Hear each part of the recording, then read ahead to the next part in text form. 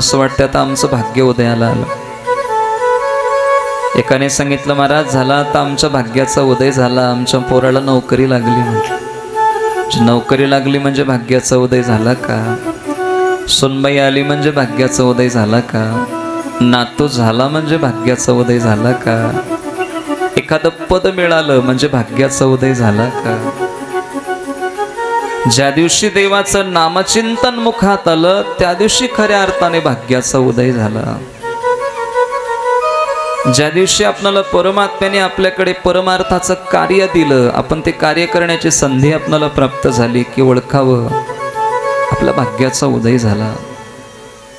आणि आपण भाग्यवान आहोत की आपल्याकडनं देव हे परमार्थाचं कार्य करून घेतो. व्यास महाराज भगवान शंकरांचं स्मरण करतायत, देवाचं कार्य सांगतायत, परमात्मा काय करतायत. विश्वोद्भव स्थितिलया दिशु हे तुमेकम. जगाचं निर्माण भगवान शंकरजी करतात, जगताचं पालन पोषण भगवान शंकरजी करतात आणि संहार सुद्धा तेच करतात. सृजन करण्यामध्ये देवानी सृजन करावं. मानवी सृष्टी सुद्धा आहे. सर्ग विसर्ग, विसर्ग म्हणजे मानवी सृष्टी आणि सर्ग म्हणजे ईश्वरी सृष्टी. ईश्वराने एखादी गोष्ट निर्माण केली त्याच्यात काही बदल करायची गरज पडत नाही. पण माणसाने एखादी वस्तू निर्माण केली त्याच्यात काहीतरी उणीव राहते. ईश्वराने सगळ्यांना जगतात जगाला निर्माण केले, कुठलीच उणीव नाही. माझ्या जगात एवढी माणसं आहेत, एवढी माणसं आहेत. आम्हाला एका सेकंदाला एक माणूस भेटला, एक सेकंदाला जर एक माणूस भेटला तर जगातल्या सगळ्या माणसाला भेटायला आम्हाला 206 वर्ष लागतात. किती माणसं असतील कल्पना करा. सेकंदाला एक माणूस भेटला, काहीच नाही, जय हरी जय हरी जय हरी जय हरी एवढंच म्हणत तुम्ही चला. सेकंदाला एका माणसाला जरी आपण जय हरी केलो 206 वर्ष लागतात जगातल्या सगळ्या माणसाला भेटायला. कधी निघायचं सांगा? 206 वर्ष लागतात. एवढा काळ लागतो. म्हणजे एवढी मोठी रचना आहे, इतका सुंदर पद्धतीने सगळी रचना परमात्म्याने केली. पण एकासारखा दुसरा माणूस निर्माण झाला नाही, एकासारखी दुसरी वस्तू निर्माण झाली नाही. परमात्म्याची लीला अतिशय सुंदर आहे. एक महात्मा बोलत होते, ज्यांनी जग इतकं सुंदर निर्माण केलं तो किती सुंदर असेल. म्हणजे एकदा कल्पना करायला काय हरकत. जिसकी रचना इतनी सुंदर.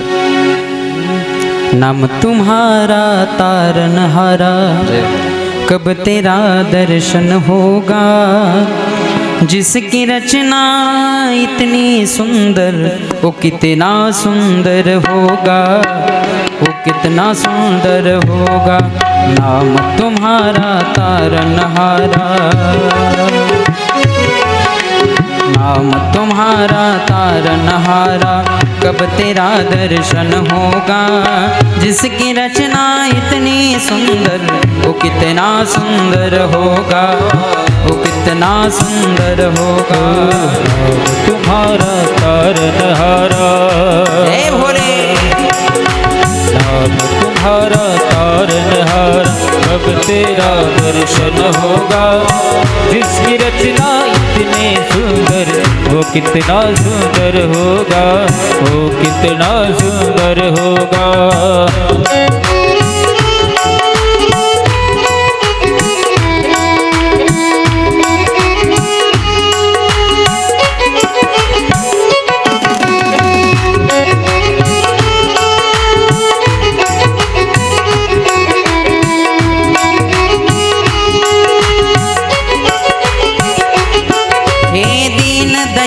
दया के सागर जग में नाम तुम्हारा है.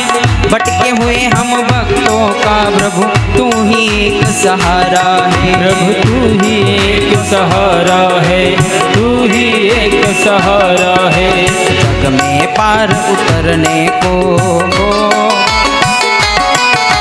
जग से पार उतरने को तेरी भक्ति का सुमिरन होगा. जिसकी रचना इतनी सुंदर वो कितना सुंदर होगा, वो कितना सुंदर होगा. नाम तुम्हारा तारनहारा,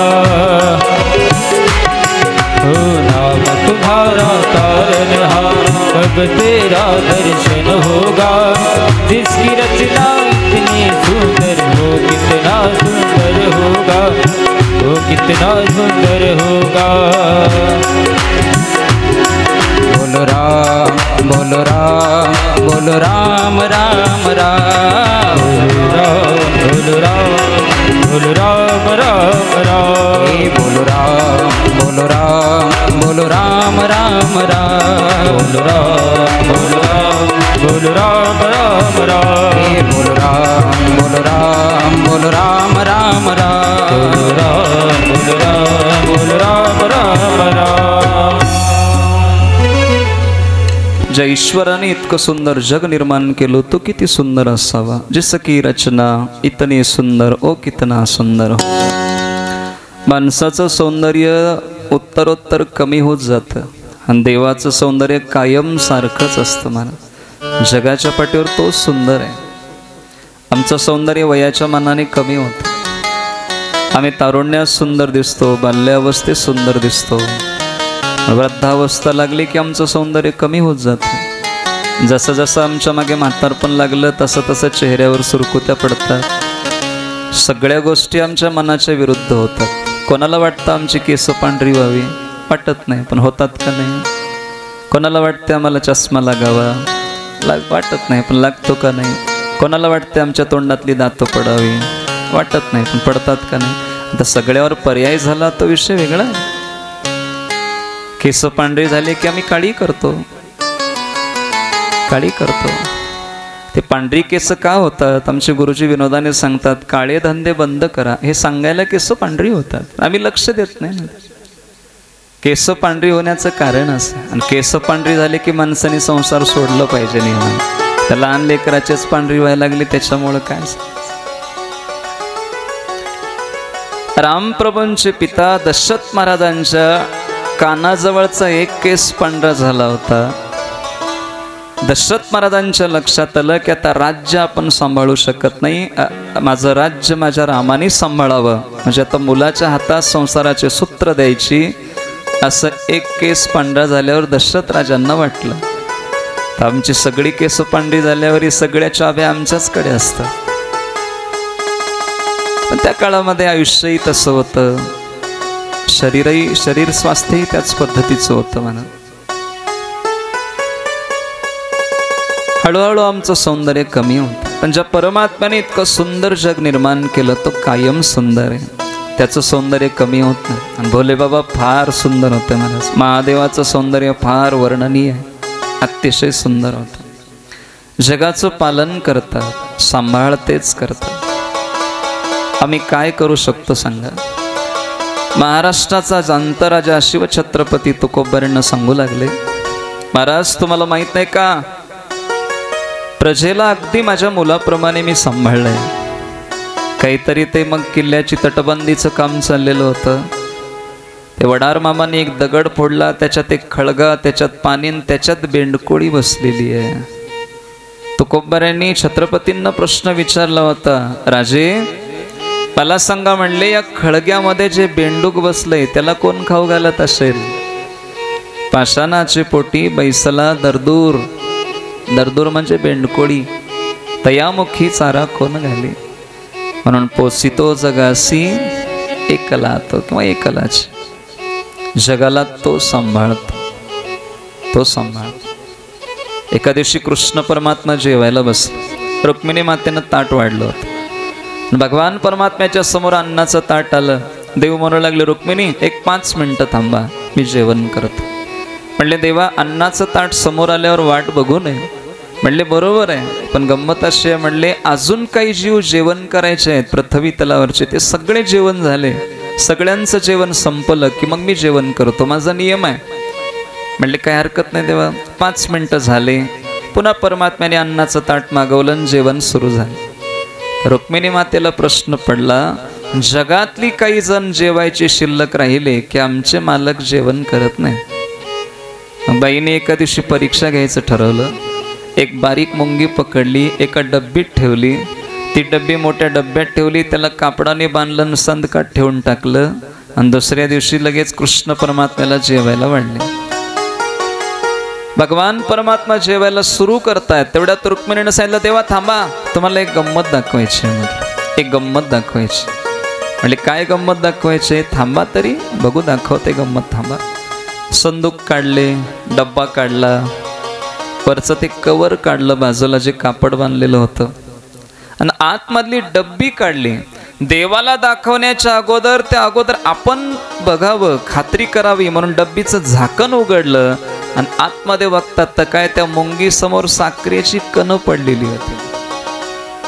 अगोदर डब्बा रिकामाच होता. एवढं ज्याला कळतं त्याला ईश्वर म्हणतात. म्हणून देवाचं एक नाव आहे विश्वंभर.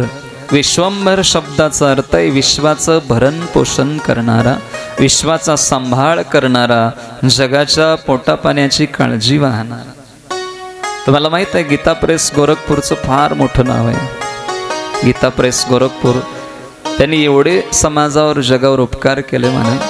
आज घराघरात अगदी कमी किमतीत ग्रंथ पोहोचली आणि ती ग्रंथ गीता प्रेस गोरखपूरचीच आहे, अगदी कमी पैशामध्ये. ते जयदयाल गोयंदका आणि हनुमानदासजी पोद्दार या दोन महात्म्यांनी सुरू केले गीता प्रेस गोरखपूर.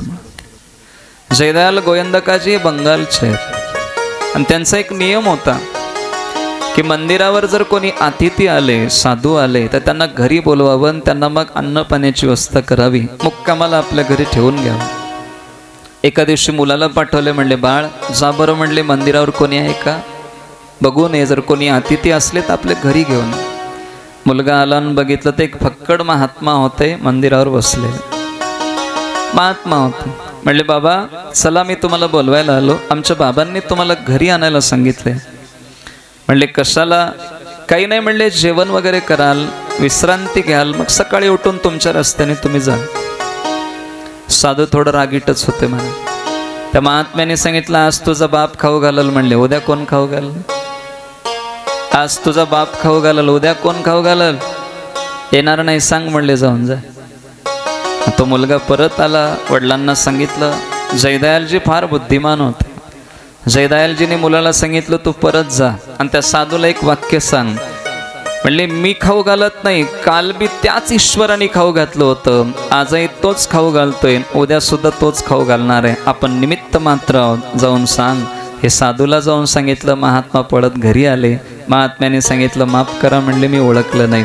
आणि त्या दिवशी त्यांनी अन्नग्रहण केलं, विश्रांतीला थांबलं. जगाला सांभाळण्याचं कार्य देवच करतो.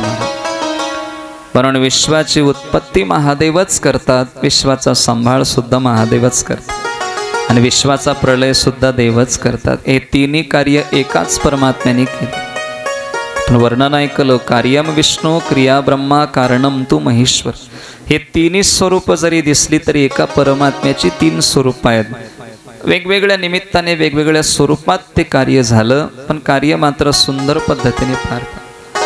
आणि जे गौरीपती आहेत, भगवान जगदंबेचे मालक आहेत, त्या भगवान परमात्म्याला मी नमस्कार करतो, मी वंदन करतो, नमस्कार करतो. इथून रुद्रसंहिता सुरू होते.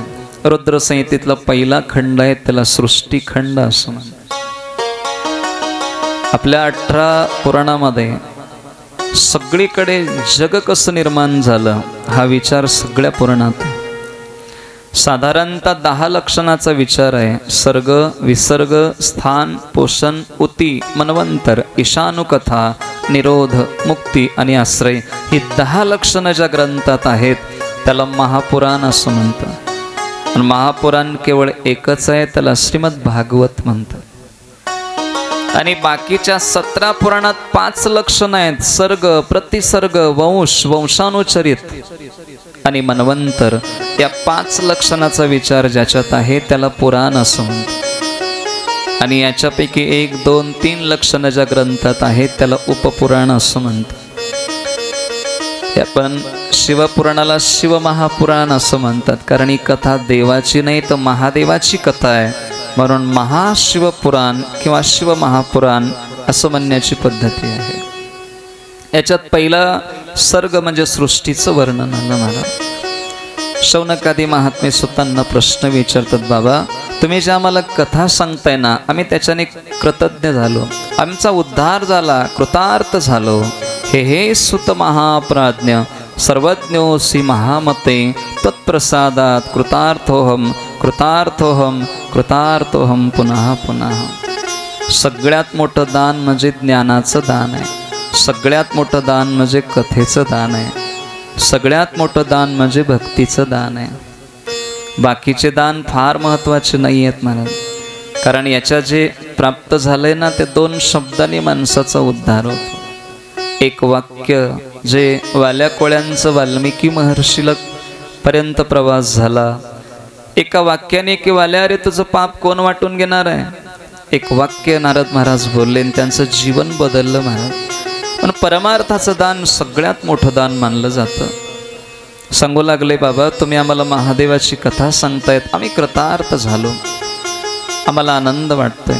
सांगा हे विश्व कसं निर्माण झालं याचं वर्णन करा. सांगू लागले भगवान विश्वनाथांनी पहिल्यांदा एक नगर निर्माण केलं. त्या नगराचं नाव आहे काशी. काशी हे महादेवाने तयार केलं आणि बाकीचं सगळं ब्रह्मदेवाने तयार केलं. म्हणून प्रलयामध्ये काशीचा नाश होत नाही. काशीचा नाश होत नाही. काशी का निर्माण केली त्याचं अजून एक कारण संत महात्म्याने सांगितलं. एका दिवशी बोलता बोलता पार्वती माता महादेवाला म्हटले म्हणे कैलास पर्वत म्हणजे सासरवाडी आहे तुमची, कारण हिमालयाचं उच्च शिखर आहे आणि हिमालय म्हणजे माझं माहेर आहे. माणसाने कुठेही राहावं पण सासरवाडीत राहू नये म्हणले. आपलं आपलं एखादं घर असावं, आपलं आपलं एखादं गाव असावं जे हक्काचं असेल. एवढं म्हटल्यानंतर त्यांनी काशी तयार केली असं वर्णन आहे. काशीला नाव आहे आनंदवन किंवा आनंद कानन असं म्हणतात. त्याला अविमुक्त क्षेत्र असं सुद्धा म्हणतात. काशीचं फार मोठं वर्णन आहे. त्या काळात 5 कोस लांबरुंद काशी होती असं वर्णन आहे. आता त्याचा विस्तार फार वाढला. पहिल्यांदा वाराणसी निर्माण झाली म्हणतात. भगवान परमात्मा विचारू लागले. सृष्टीचं वर्णन करत असताना परमात्म्याने मग पहिल्यांदा दशमांगाला थोडंसं अमृत लावलं आणि त्याच्यातून भगवान महाविष्णूचं प्रागट्य झालं असं वर्णन आहे. सुंदर सुंदर याचा विस्तार करू लागले. त्यातून ब्रह्मदेवाची रचना झाली. महाविष्णूच्या नाभी कमलातून ब्रह्मदेव प्रगट झाले असं वर्णन आहे. ब्रह्मदेवाने बघितलं, तपश्चर्या केली, सृष्टीचं कार्य करायला सांगितलं. आणि हे जे गोड सृष्टीचं वर्णन आहे इथून ब्रह्मदेवाने नारदांना सांगितलं जे कसं कसं घडले. म्हणले महाराज नारदांचं थोडंसं पूर्वचरित्र, 2 मिनिटं भजन, मग थोडीशी कथा.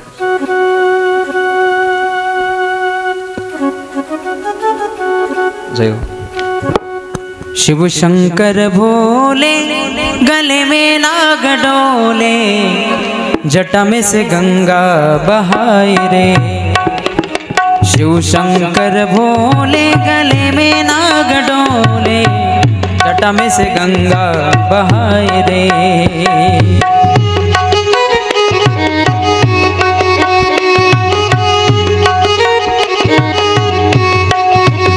ओ शिव शंकर भोले गले में नाग डोले, जटा में से गंगा बहाए रे.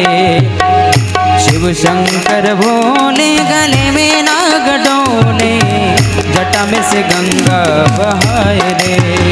ओ जटा में से गंगा नहाए रे, जटा में से गंगा नहाए रे. ओ बेल लाया फूल लाया तेरे लिए, तेरे लिए बेल लाया फूल लाया तेरे लिए. बेल लाया फूल लाया तेरे लिए, बेल लाया फूल लाया तेरे लिए. ओ बेल लाया फूल लाया तेरे लिए, तेरे लिए बेल लाया फूल लाया तेरे लिए. बेल लाया फूल लाया तेरे लिए, बेल लाया फूल लाया तेरे लिए. तुझको चढ़ाऊंगा वापस न जाऊंगा, तुझको चढ़ाऊंगा वापस न जाऊंगा, ले तेरे चरणों की सेवा. शिव शंकर भोले गले में नाग डोले, जटा में से गंगा बहाए रे. शिव शंकर भोले गले में नाग डोले, जटा में से गंगा बहाए रे. हे जटा में से गंगा नहाए रे, जटा में से गंगा नहाए रे।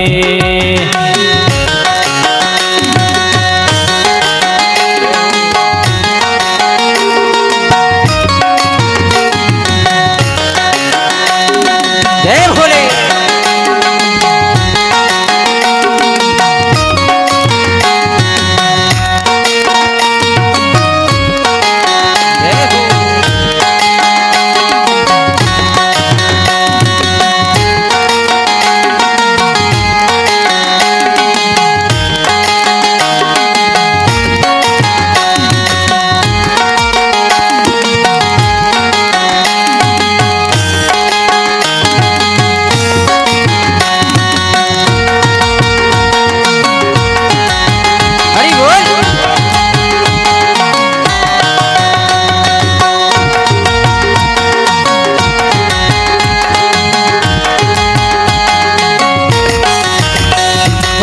बेल लाया फूल लाया तेरे लिए, तेरे लिए बेल लाया फूल लाया तेरे लिए, बेल लाया फूल लाया तेरे लिए, बेल लाया फूल लाया तेरे लिए। ये तुझको चढ़ाऊंगा वापस न जाऊंगा, तुझको चढ़ाऊंगा वापस न जाऊंगा, ले तेरे चरणों की सेवा। शिव शंकर भोले गले में नाग डोले, जटा में से गंगा बहाए रे। शिव शंकर भोले गले में नाग डोले, जटा में से गंगा बहाए रे। हरि बोल।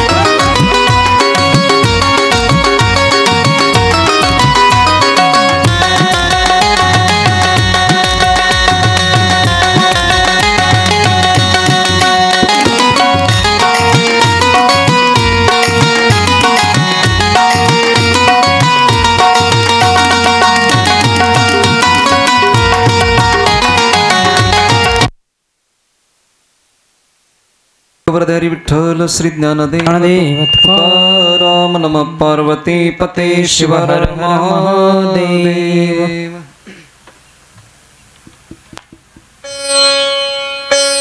एकदा हिमालयाच्या कुशीमध्ये नारद महाराज तपश्चर्या करत होते म्हणतात।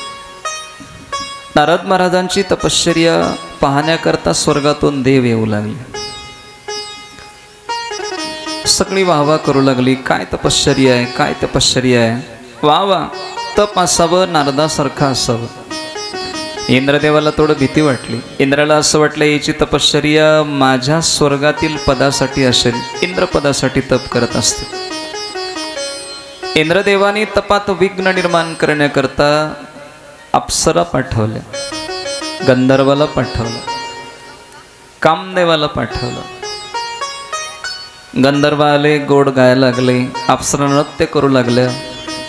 कामदेव नाना पद्धतीने प्रयत्न करू लागले। जगाला मोहित केलेला काम नारद महाराजासमोर त्याचा नाविलाज झाला। या कामाने फार लोकांना बेजार केले। महात्म्यांनी फार गोड वर्णन केलं। कामाजी कोतवाल यांनी नाडिले बहुतास। एक महात्मा सांगत होते, तित्तर पत्तर खावत है उसको न छोड़े काम, घी शक्कर खावत है उसकी जाने राम। दगड खाणाऱ्याला सुद्धा कामाने सोडलं नाही, मग गोड गोड खाणाऱ्याला कसं सोडेल सांगा। कामाने अनेकाला बेजार केलं, अनेक पद्धतीने प्रयत्न करू लागले, पण नारद महाराजांच्या तपात विघ्न निर्माण करणं कामाला जमलं नाही। नारदाचं तप कायम चाललं। शेवटी मग कामदेव हारला।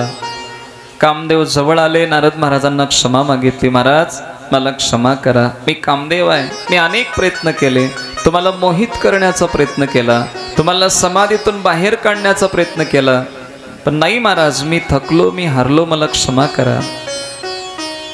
कामाच्या लक्षात आलं, पण कामाने अजून एक वाक्य बोललं, महाराज तुम्हाला माहित आहे का म्हणले, या जागेवर महादेव तप करायला बसले होते आणि त्यावेळेला मी आलो, विघ्न निर्माण करण्याचा प्रयत्न केला होता, त्यांनाही काही त्रास झाला नाही, पण त्यांना क्रोध आला होता आणि तुम्हाला राग सुद्धा आला नाही, म्हणजे तुम्ही महादेवापेक्षा थोडं मोठेच आहेत म्हणे।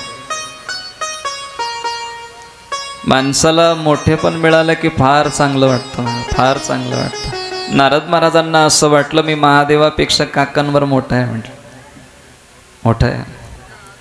संत मालिकेमध्ये संत महात्म्यांचं मत आहे, मान म्हणजे सुकरी विष्ठा आहे, सुकरी विष्ठा आहे.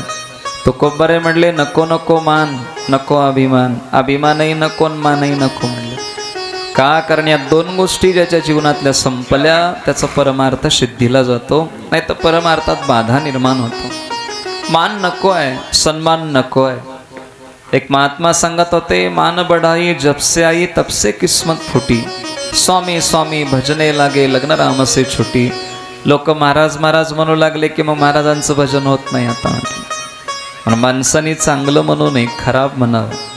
माणसाने नावं ठेवलं तर फार नुकसान नाही, पण चांगलं म्हटल्यावर फार नुकसान होतं. लोकांनी नावं ठेवावी. तो कोब्बारे म्हणतात माझा अपमान होतो, चांगला आहे. नावं ठेवता चांगली गोष्ट आहे, काही होत नाही. कारण लोकांनी नावं ठेवली की आपला परमार्थ अजून सुंदर पद्धतीने होतो. लोक चांगलं म्हटले की आपला परमार्थ व्यवस्थित होत नाही म्हणून. नारद महाराजांना अभिमान निर्माण झाला. नारद महाराजांना असं वाटलं महादेवाला कामाने पीडा करण्याचा प्रयत्न केला, महादेवाला राग आला होता, मला रागही आला नाही, म्हणजे मी साधू आहे. अभिमान निर्माण झाला. आणि अभिमानी माणसाला काहीतरी समाजाला दुसऱ्याला सांगावं असं वाटतं. कामाला सांगितलं जा म्हणले, जा काही हरकत नाही. आणि तिथून सरळ कैलास पर्वतावर आले. महादेवानी बघितलं नारदजी आले, या या नारदजी स्वागत आहे, या या बरं झालं. संत आल्यावर देवाला सुद्धा समाधान वाटतं. साधू आहेत, या या म्हणले, या आनंद आहे. कसं काय बरेच दिवस झाले काही गाठभेट नाही. त्याने सांगितलं म्हणले देवा तुमच्या कानावर आलंच असेल, मी हिमालयामध्ये तपश्चर्या करायला बसलो होतो, कामदेव आला होता. बरं मग? काही नाही, हारला काम हारला. म्हणले महाराज आता तुम्ही मला सांगितलं, दुसरं कोणाला सांगू नका म्हटले. का? त्याचं कारण असं आहे, आपण दिलेले दान, आपण केलेले पुण्य, आपण केलेली साधना हे कोणाला सांगू नये. परमपूज्य डोंगरीजी महाराज सांगत होते, हम जिस माला पर जप करते हैं वो माला 1 साल तक किसी को दिखनी नहीं चाहिए. भजन इतकं गुप्त असलं पाहिजे, दान इतकं गुप्त असलं पाहिजे. काही गोष्टी समाजाला सांगायच्या नाही महाराज. म्हणून काही पत्रिकेवर असे येतं गुप्त दान, नाही सांगायचं, स्पष्ट. साधना सांगायची नाही. म्हणजे नारदजी याच्यामुळं काय होतं, याच्यामुळं पुढे त्रास होतो, साधनेत विघ्न निर्माण होता, सांगू नका म्हणजे. पण नारदांना गैरसमज झाला, आपलं मोठेपण महादेवाला बरं वाटलं नाही असं त्यांनी गैरसमज करून घेतलं. तिथून निघाले, सत्यलोकात आले.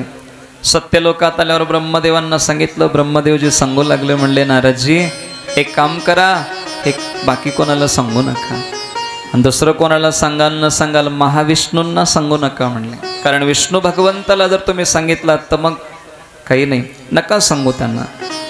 पण नारदजींना राहवलं नाही. नारदजी तिथून वैकुंठात आले. विष्णू भगवंतांनी ओळखलं की आज अभिमान आला यांना, अहंकार निर्माण झालाय. देवाला अहंकार सहन होत नाही महाराज. किती अहंकार सहन होत नाही. आमच्या महात्म्याने सांगितलं तिळ मात्र जास्त नाही, तिळा इतका अहंकार जरी झाला परमार्थात तरी देवाला त्याचं ओझं वाटतं म्हणे. तिळ मात्र जरी होय अभिमान मेरू तो समान भारदेवा.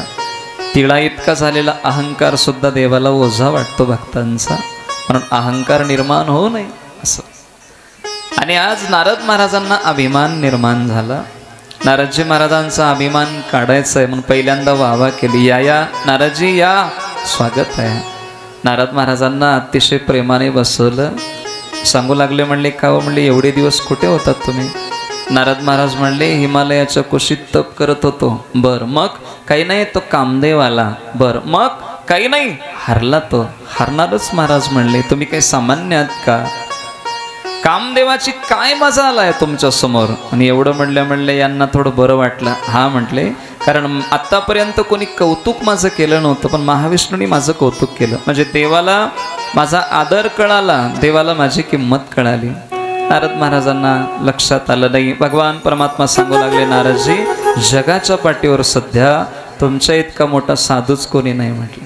नारदजीचा अहंकार अजून थोडं वाढला. हॉस्पिटलला गेलो तर एखादा जर फोड निर्माण झाला, डॉक्टर अगोदर त्याला पिकवतात पूर्ण, मग नंतर ऑपरेशन करतात. एकदम गेले गेले ऑपरेशन होत नाही. अगोदर जे निर्माण झाले त्याला अगोदर व्यवस्थित पिकू देतात, भरू देतात, मग नंतर ऑपरेशन, मग सर्जरी, त्याच्या अगोदर नाही. मग सांगितलं येऊ का देवा? म्हणले येतो आता, या नाराजी या. थोडं तिथून प्रवास चालू झाला आणि पाहता पाहता काही अंतरावर एक शतयोजन लांबरुंद असलेली सुंदर अशी नगरी निर्माण केली भगवान परमात्म्याने, मायेनं. आणि सगळ्या प्रकारचं ऐश्वर त्या जागेवर दिसू लागलं. सुंदर सरोवर आहे, सुंदर पक्ष्यांचा चिवचिवाट आहे, सगळीकडे अगदी सुज्ञ समाज आहे. नगर अतिशय सुंदर दिसू लागलं. ते सगळी महाल बघितल्यानंतर आश्चर्य वाटलं. नारद महाराज एकाला विचारतात, का रे हे नगर कोणाचं आहे? नगरीचा राजा कोण आहे? त्याने सांगितलं, महाराज सिलनिधी राजा या नगरीचा मालक आहे. अरे मग मला राजाला भेटलं पाहिजे. नारद महाराज आले, हे सिलनिधीला निरोप पोहोचला. महाराज राजे महाराजे साधू संतांचा फार सन्मान करत होते आणि गरजेचं आहे महाराज, कारण साधूकडे आध्यात्मिक सत्ता आहे आणि राजाकडे राजकीय सत्ता आहे. दोन सत्ता एकत्र आल्यावर समाजाचा विकास होतो, म्हणून दोन्हीची गरज. छत्रपतींनी तुकोबारायांना जो सन्मान दिला तो योग्य सन्मान आहे. छत्रपती अंतकरणाने अतिशय पवित्र आहेत. सांगायला लागले, महाराज आमच्या महाराष्ट्रात तुमच्यासारखा साधू जन्माला, हे महाराष्ट्राचं सौभाग्य आहे. हे तुकोबारायांना बोलतात. आदर केला पाहिजे. राजकीय सत्तेतल्या लोकांनी आध्यात्मिक क्षेत्रातल्या मंडळींचा आदर केला पाहिजे. मार्गदर्शनाने राज्य चालवलं पाहिजे. दोन्हीची गरज आहे. मोरारी बापू सांगत होते, दो सत्ता कार्यरत आहे, एक आध्यात्मिक सत्ता, एक राजकीय सत्ता. आणि या दोन एकत्र आले तर राज्याचा विकास होतो. दोन एकत्र आले तर प्रजा योग्य मार्गाने वाटचाल करते. राजाने सन्मान केला. नारद महाराजांना घेऊन आपल्या सिंहासनावर बसवलं. राजा आपण पायाजवळ बसला. सांगायला लागले, महाराज तुम्ही साधू आहेत. साधू घरी आले तर ओळखावं आपलं भाग्य आहे. साधू उगं कोणाच्या घरी जात नाहीत महाराज. एक महात्मा झाले जैन संप्रदायात, तरुण सागरजी महाराज.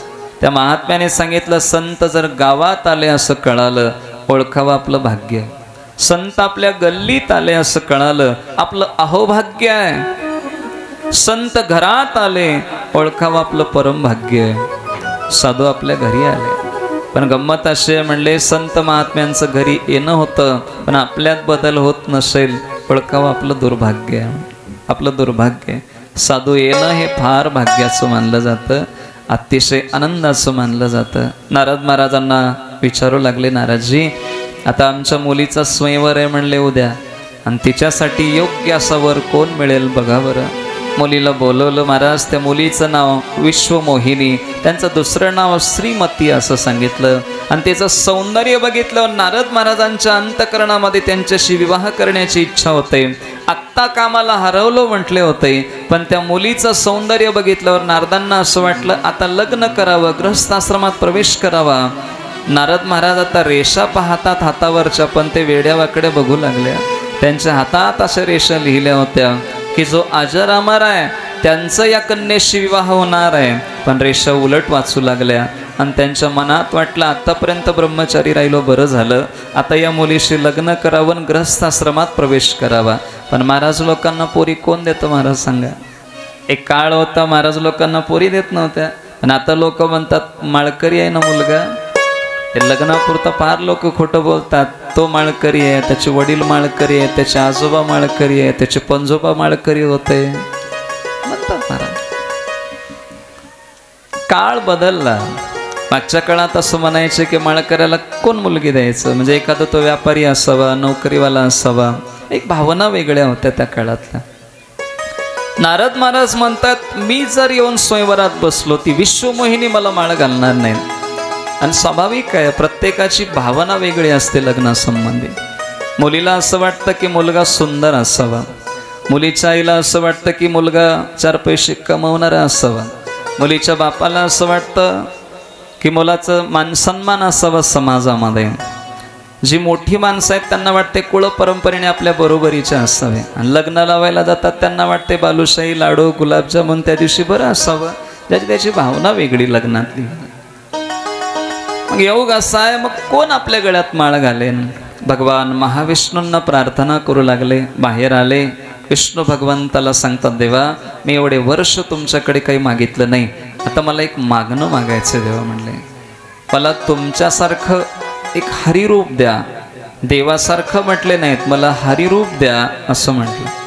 भगवान परमात्मा सांगतात, तुम्हाला मी सुंदर बनवतो, पण ज्याच्याने तुमचं हित होईल असं स्वरूप मी तुम्हाला देणार आहे. दुसऱ्या दिवशी ठरलेल्या वेळेला सगळे स्वयंवरामध्ये आले. आल्यानंतर मग एका बाजूला राजकुमार बसलेले, एका बाजूला संत ऋषी सगळे येऊन बसलेले आहेत. महाराज ज्यांना ज्यांना विवाहाची इच्छा आहे सगळे येऊन त्या विश्वमोहिनीच्या स्वयंवरामध्ये बसले. आणि योग असा की त्याच्यात नारद महाराज सुद्धा आले होते. आता नारद महाराज सगळ्यांना नारदच दिसत होते, स्वतःला विष्णू भगवान दिसत होते. पण ती विश्वमोहिनी ज्या वेळेला फुलाची माळ घेऊन आल्या त्यावेळेला त्यांनी बघितलं यांच्याकडे, तर त्यांना माकडासारखं रूप दिसलं. विश्वमोहिनी तिथून परत फिरल्या म्हणतात. मग पुन्हा एकदा तिकडून परत फिरत आल्या, पुन्हा ते मरकट रूप बघितलं, पुन्हा गेल्या. शेवटी मग बाजूला दोन बसलेले शिवगण, त्या दोघांनी सांगितलं, महाराज आरशात तोंड बघा म्हणले. महाराज ते आपण बघितलं की फार छान वाटतं, पण दुसऱ्याने बघ मग म्हटलं की फार वाईट वाटतं. आरसा फार विचित्र आहे. आपण जर बघितलं तर लोक बरंच वेळ आरशापुढे थांबतात. बाहेर जाताना एकदा, बाहेरून आलं की एकदा. तर महिला मंडळांना आरशाचं जास्त प्रेम आहे. आरशासमोर जास्त काळ थांबू नये असं नाही. आरशासमोर जास्त काळ थांबलं की मग आपलं चेहऱ्यावरचं तेज निघून जातं म्हणतात. जास्त वेळ थांबू नये. पण आपण 1-2 तास तरी आरशाच्या पुढे जातातच. 10 मिनटं 20 मिनटं, येताना एकदा जाताना एकदा. आरशाचं फार प्रेम वाटतं. पहिल्यांदा आरसा विकायला कोणतरी आलं, आरसाच माहीत नव्हता समाजाला. पहिल्यांदा कोणतरी मार्केटमध्ये आरसा घेऊन आलं. ते गावोगाव फिरू लागल्यावर आरसा घ्या, कोणीच घेत नाही. आरसा म्हणजे काय माहीत नाही. एका शहाण्या माणसाने विचारलं, आरसा म्हणजे नेमकं काय असतं? ते विकणारं कंटाळलं होतं. त्याने सांगितलं, याच्यात बघितलं की आपले बाबा दिसतात म्हटलं, आरशात बघितलं की आपले बाबा दिसतात. ते असं म्हटल्यामुळं त्यांनी असं बघितलं तर काय, अगदी आपलं प्रतिबिंब बघितलं. पहिल्यांदा मध्ये प्रतिबिंब दिसलं आणि हे त्यांच्या वडिलांसारखेच होते. म्हणले, अरे याच्यात बाबा दिसू लागलेत ना. किती रुपयाला? 50 रुपयाला आरसा. 50 रुपये दिले. ते आरसा आणला, ढालजत लावून टाकला. ते 10 मिनिटाला 20 मिनिटाला एकदा येऊन बघायला लागले. हळूच त्या आरशात, आहेत का बाबा? आहेत. मग कामाला निघून जावं. त्या घरच्या बाईचं फार लक्ष असतं महाराज आपल्या मालकाकडे, त्यांचं काय चाललंय फार लक्ष असतं. आणि बघितलं नेमकं काय चाललंय. 10 मिनिटाला एकदा जातात, आरशात बघतात. 10 मिनिटाला एकदा जातात, आरशात बघतात. त्यांना थोडं बाहेर जाऊ दिलं आणि आपण हळूच जाऊन त्या आरशात बघितल्या तोंडावर हात ठेवले. बापरे म्हणले, या बाईनं माझ्या नवऱ्याचं डोकं खराब केलंय म्हणले. कोणत्या आरशातल्या? कोणती बाई आहे? याच बाईनं डोकं खराब केले. डोकं खराब केलेली हीच बाई आहे, दुसरी नवच. आरसा फार विचित्र आहे, फार विचित्र. महाराज आरशात तोंड बघा म्हटले. ते आपण बघितलं की फार छान वाटतं, आणि दुसऱ्याने जर म्हटलं की मग थोडं वाईट वाटतं. नारद महाराजांनी आरशात तोंड बघितलं म्हणतात. त्यांना माकडासारखा चेहरा दिसला. नारद महाराजांना राग आला आणि ती विश्वमोहिनी, भगवान महाविष्णू एका राजाच्या रूपात आले. विश्वमोहिनीने त्यांना वरमाला घातल्या. आणि इकडे पाहता पाहता योग असा आहे, नारद महाराज रागारागात बाहेर आले. जे 2 बाजूला बसलेले शिवगण होते नारदांच्या सोबत आलेले, महादेवाने त्यांच्या मागे लावलं होतं. त्यांना सांगितलं, तुम्ही राक्षस व्हाल. ते एक रावण झाले, कुंभकर्ण झाले असं वर्णन आहे. आणि इकडे नारदजी येऊ लागले बाहेर. विश्वमोहिनीला घेऊन भगवान श्रीमन्नारायण रथात बसून येत होते. आणि तेवढ्यात नारदजी समोर उभं टाकले आणि देवाला शिव्या द्यायला लागले. नारद महाराज म्हणले, एवढे वर्ष भजन करतो, एवढे वर्ष जप केलाय, एवढे वर्ष आम्ही प्रेमाने तुमचं स्मरण केलं होतं, तुम्ही आमच्याशी बेईमानी करताय, खोटं वागताय. माझं लग्न होत आहे, तुम्हाला बरं वाटलं नाही का? बघा वाटलं नाही का? जा, मी तुम्हाला शाप देतो. अरे तुम्ही मला माकडाचं रूप दिलंय आणि तुम्हालाही काही काळ माकडासोबत राहण्याची वेळ येईल, एवढं लक्षात राहू द्या. नारदांनी शाप दिला. देव हसत होते, देव काहीच बोलले नाही. आणि अगदी 1-2 मिनिटामध्ये नगर नाहीसं झालं, विश्वमोहिनी नाहीशी झाली. सगळं अगदी मायेनं बनवलेलं असल्यामुळं अदृश्य झालं. आणि दोघंच होते, एक श्रीमन्नारायण, एक नारद महाराज, दोघंच होते. नारदजी म्हणू लागले, देवा काय झालं? नगर कुठं आहे? विश्वमोहिनी कुठं आहे? शिलनिधी कुठं आहेत? म्हणले, महाराज ते मायेनं निर्माण केलं होतं. पण तुम्ही दिलेला शाप तेवढा खरा आहे, बाकीचं सगळं खोटं आहे. साधूचा शाप देवाला सुद्धा लागतो. देवाला सुद्धा साधूच्या शापाची भीती वाटते. महाराज ते गांधारीनं कृष्ण परमात्म्याला शाप दिला होता. कृष्णा, अरे एवढ्या सुना रडतायत माझ्या, याला एकमेव कारण जर कोणी असेल तर देवा तू आहेस म्हटले. तू जर महाभारताच्या युद्धात हस्तक्षेप केला नसता तर कोणी मेलं नसतं. माझे लेकरं जिवंत राहिली असती, थोडंसं राज्य यांना मिळालं असतं किंवा त्यांना मिळालं असतं. केवळ तुम्ही मध्ये पडलात म्हणून सगळं वाटोळं झालं. देवा, मी गांधारी पतिव्रता आहे, मी तुम्हाला शाप देते. तुमचा प्राणांत होईल त्या दिवशी तुम्ही एकटे पडाल, कोणीच जवळ राहणार नाही. तुम्हाला एवढा मोठा परिवार आहे ना, 16,108 बायका, प्रत्येक बायकोला 11,000 11 लेकरं झाली. पाहता पाहता फार वाढले महाराज, 56 करोड यादव झाले म्हणतात. देवाच्या लेकराला शिकवायला शिक्षक 3,800,000 ठेवावं लागलं होतं, इतकी लेकरं बाळं वाढली. पण ज्या वेळेला तुम्हाला इहलोकाची यात्रा संपायची वेळ येईल, तुम्ही एकटे पडाल. आणि असंच झालं. गुजरातमध्ये भालका तीर्थला कृष्ण परमात्मा शेवटच्या वेळेला एकटेच पडून होते. देवाला सुद्धा शाप लागतो. देवाला सुद्धा शापाचं भय वाटतं. नारद महाराज शाप देतायत, भगवान परमात्मा हसत हसत स्वीकार केले. म्हणले नारदजी, पुढे रामावतार होणार आहे आणि तुम्ही म्हटलात त्याप्रमाणे मला वानरांच्या सोबतच राहावं लागणार आहे. म्हणले वानरांच्या सोबतच राहणार आहे पुढे. नारदजी म्हणू लागले, देवा माझा शाप खोटा हो. देवा देवा मी तुम्हाला शाप द्यायला नको आहे, कारण इष्ट असलेल्या आपल्या ईश्वराला शाप देण्याचा अधिकार भक्तांना नसतो. आपल्या गुरुला शाप देण्याचा अधिकार आपल्या शिष्यांना नाही आहे. मालकाला शाप देण्याचा अधिकार आपल्या स्त्रीला नाही आहे. मुलाला अधिकार नाही आहे बापाला शाप देण्याचा. एक मर्यादा असते. देवा माझ्याकडनं चूक झाली, माफ करा. माझा शाप, माझे शब्द खोटे होत. देव सांगू लागले, नारदजी तुम्ही साधू आहात. धनुष्यातून सुटलेला बाण आणि साधूच्या मुखातून निघालेला शब्द रिकामा परत येत नाही. नारदजी म्हणते व्यर्थ जात नाही. तुमचा शाप मी स्वीकारतोय. पण पश्चाताप झाला, वाईट वाटलं नारदजीला. नारदजी म्हणले, मी काय केलं, का देवाला शाप दिला असेल. वाईट वाटलं. पश्चातापाची भावना घेऊन अगदी मान खाली घातलेली आहेत. सत्यलोकात परत आले. ब्रह्मदेवाकडे नारदजी येत आहेत. नारदांच्या चेहऱ्यावरचा भाव ब्रह्मदेवानी पाहिला की माझ्या बाळाला पश्चाताप झालाय. ब्रह्मदेव आले, नारदांचा हात धरला, जवळ घेतलं, विचारलं, बाळ काय झालं. म्हणले, बाबा मी अहंकारामुळं एक चुकीचं कार्य करून बसलो. मी भगवान महाविष्णूंना शाप दिलो. बाबा शाप दिलो. अरे रात्रंदिवस ज्यांचं स्मरण मी करतोय, नारायण नारायण नारायण नारायण, अखंड खंडेना जीवन रामकृष्ण नारायण, सतत मी ज्यांचं स्मरण करतो, आज त्यांना वानरांच्या सानिध्यात दिवस काढावे लागतील असा शाप दिला. बाबा मला वाईट वाटतंय, मी काय करू सांगा. म्हणले एक काम करा, हे सगळं कशामुळं घडलं. महादेवाने सांगितलं होतं की आपण केलेली साधना कोणाला सांगू नको. तुम्ही न ऐकल्यामुळे एवढं झालं. आता एक काम करावं लागेल, भगवान शंकराच्या शतनामाचं जप करा. जगात जेवढी महादेवाची तीर्थ आहे, शिवतीर्थ आहेत, सगळ्या तीर्थाला जाऊन या एकदा दर्शनाला. आता किती तीर्थ आहेत, जवळजवळ 3.5 करोड शिवलिंग आहेत म्हणे पृथ्वी तलावर महादेवाची. आणि अशा अशा जागेवर आहेत जिथपर्यंत पोहोचणं माणसाला शक्य नाही. आणि काळाच्या ओघात कधी एखादा भूकंप झाला, कधी एखाद्या नदीचा प्रवाह वाढला, या निमित्ताने बरेच शिवलिंग जमिनीमध्ये गेले. फार सुंदर वर्णन आहे. आणि बाकीचे मंदिर अगदी गावात असतात. महादेवाची सगळी मंदिरं माळावर, जंगलामध्ये, वनामध्ये, जिथपर्यंत जाणं फार कठीण असतं. कारण भोलेबाबांना एकांत फार प्रिय असतो, फार प्रिय असतो. कुठंतरी कोणतरी एखादं शिवलिंग निर्माण केलं, बसवलं, आणि त्याच पद्धतीने कुठेही जंगलात, अरण्यात, एकांतात महादेवाचं वास्तव्य.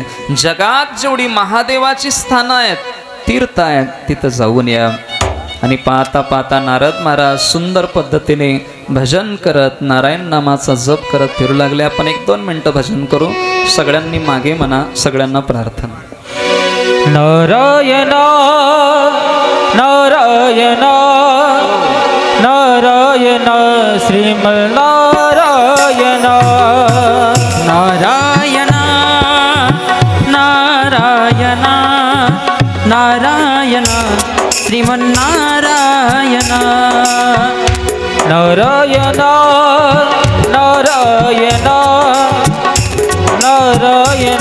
श्रीमन्नारायण सबल्या नारायण नारायण नारायण श्रीमन्नारायण नारायण नारायण ओम नमो श्री नारायण हे नारायण नारायण ओम नमो श्री नारायण नारायण नारायण नारायण नमो श्री नारायण हे नारायण नारायण ओम नमो श्री नारायण हरि ओम नमो नारायण ओम नमो नारायण हरि ओम नमो नारायण हरि ओम नमो नारायण ओम नमो नारायण हरि ओम नमो नारायण हरि ओम नमो नारायण ओम नमो नारायण हरि ओम नमो नारायण हरि ओम नमो नारायण ओम नमो नारायण हरि ओम नमो नारायण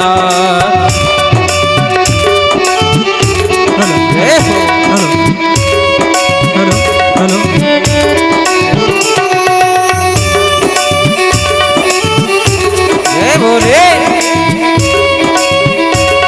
हेलो हेलो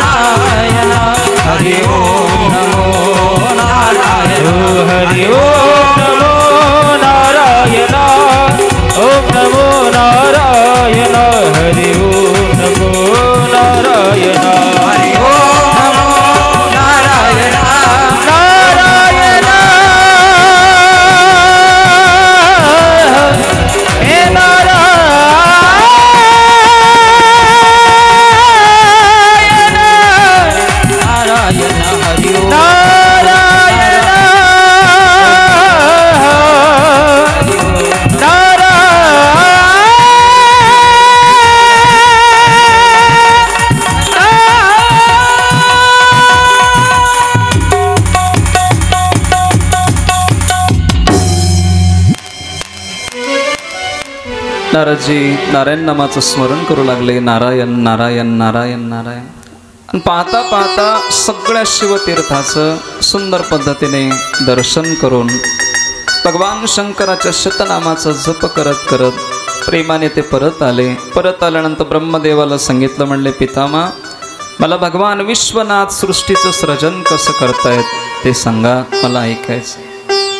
नारद महाराजांना ब्रह्मदेवानी शिवकथा सांगितली मुळात आणि अतिशय सुंदर असं सृष्टीचं सृजनाचं कार्य सांगितलं. भगवान महादेवाने महाविष्णूंना कसं निर्माण केलं याचं वर्णन केलं. दशमांगातून महाविष्णू प्रगट झाले महादेवाच्या, त्यांच्या नाभी कमलातून मी ब्रह्मा प्रगट झालो. मला सांगितलं गेलं की तुम्ही सृष्टीचं कार्य करा, आणि अतिशय सुंदर पद्धतीने कार्य सुरू झालं सृष्टीचं. मी हृदयातून धर्म, पाठीमागून अधर्म, काकेतून नारद महाराज, सावलीपासून कर्दम प्रजापती, जिभेपासून सरस्वती, मनापासून कामदेव, मनो शत्रुपा या सगळ्यांचं प्रागट्य मी केलं. ही सृष्टी निर्माण झाली आणि पाहता पाहता एक कन्या जन्माला आणली. तिचं नाव होतं संध्या.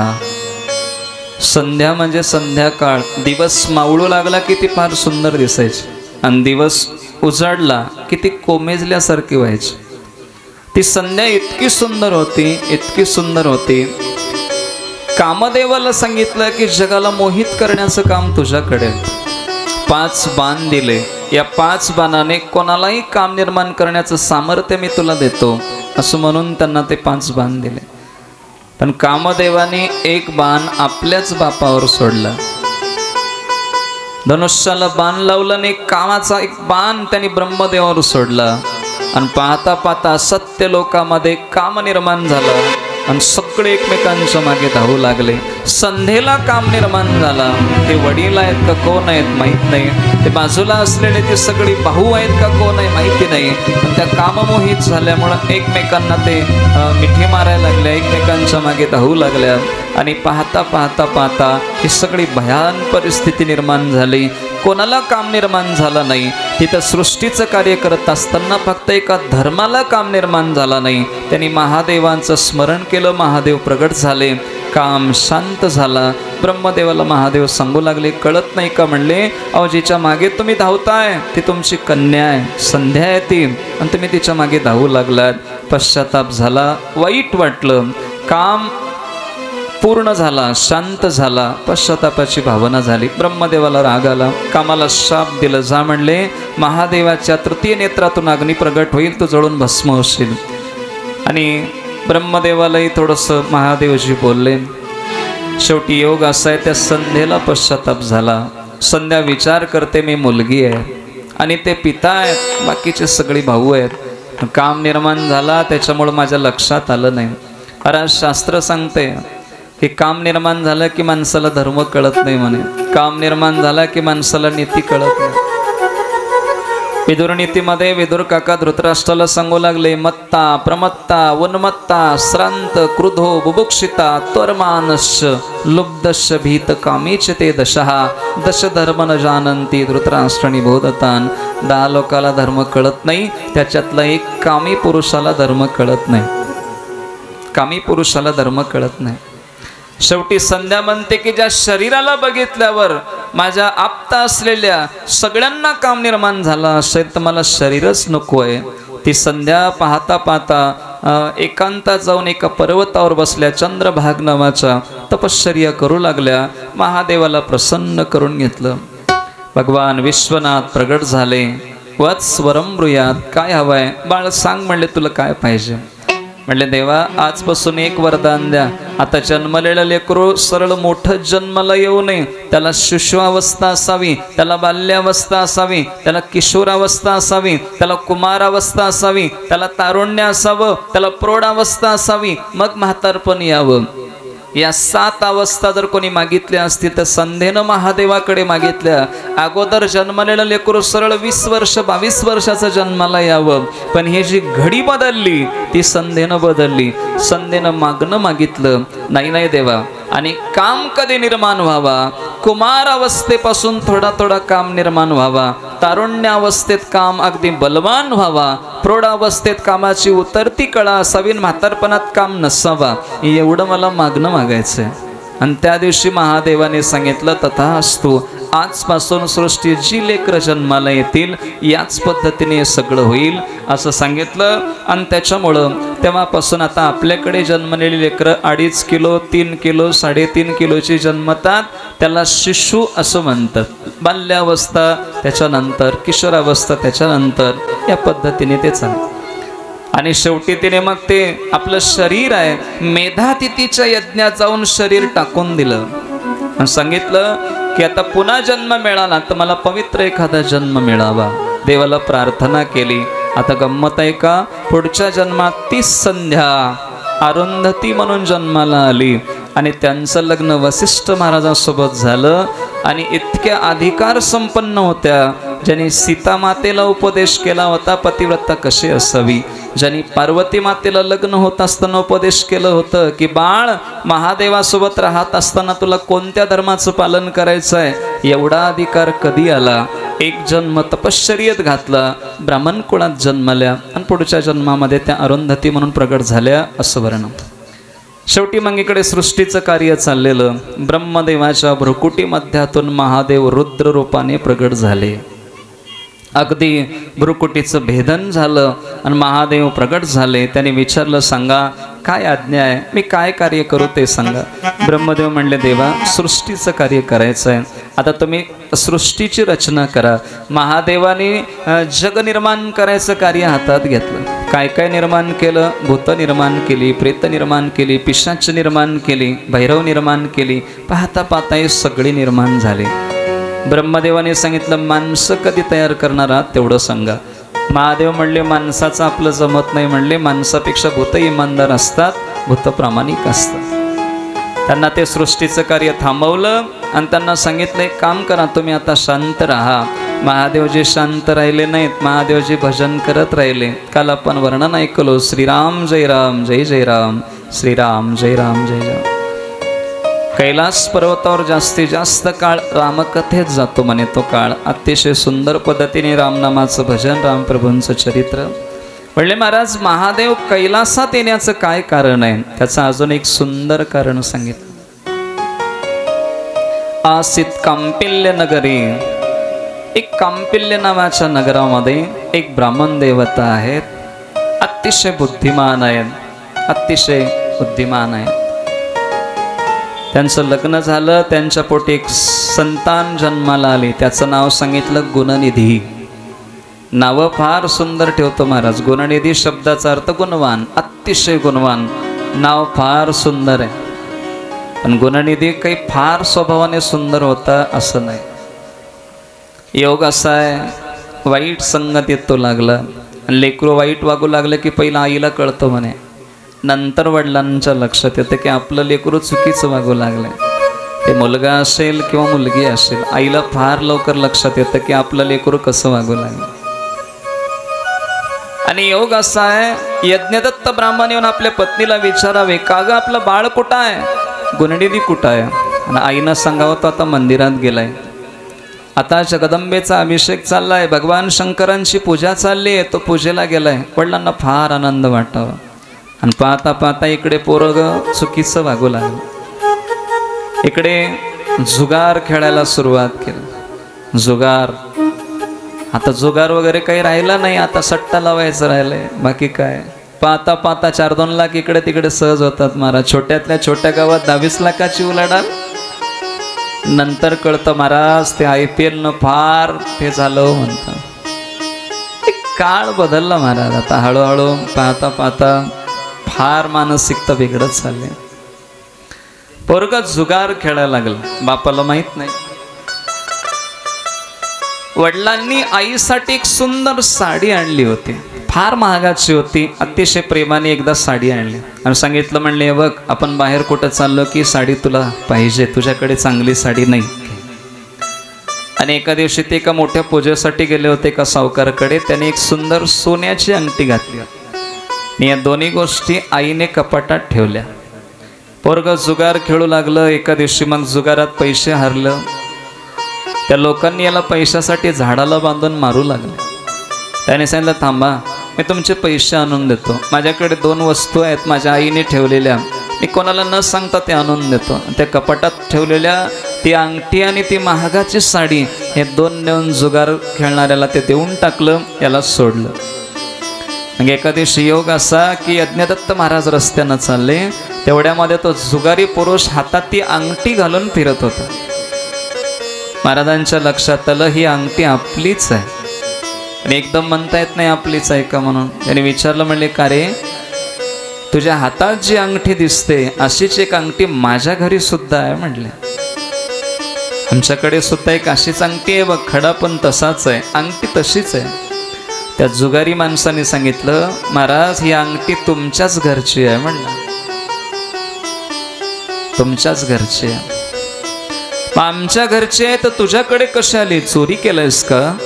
म्हणले महाराज चोरी वगैरे केली नाही, तुमचा मुलगा त्याने जुगारात ही हारली, आम्ही त्याला बांधू घातलं होतं, त्याला फार मारलं होतं महाराज, त्याने ती अंगठी आणि ती महागाची एक चांगली साडी आणून मला दिली, त्या दिवशी आम्ही त्याला सोडून टाकलं. महाराज म्हणू लागले, माझा मुलगा वाईट नाही, माझा मुलगा देवदेव करतो, माझा मुलगा मंदिरात जातो. म्हणले महाराज तुमचा गैरसमज आहे, तुमच्या पत्नीला सगळं माहीत आहे महाराज. म्हणले तुम्हालाच माहीत नाही. महाराज मुलाचं मोठेपण झालं की बापाची छाती भरून येते, आनंद वाटतो, आणि ज्या दिवशी मुलाचा अपमान झाला त्या दिवशी बापाचा जीव गेल्यासारखं, पायाखालची जमीन सरकल्यासारखी झाली. काहीच बोलले नाही, पश्चाताप होत होता. अरे अजूनही मला कळलं नाही माझा मुलगा कसा आहे, कसा वागतो.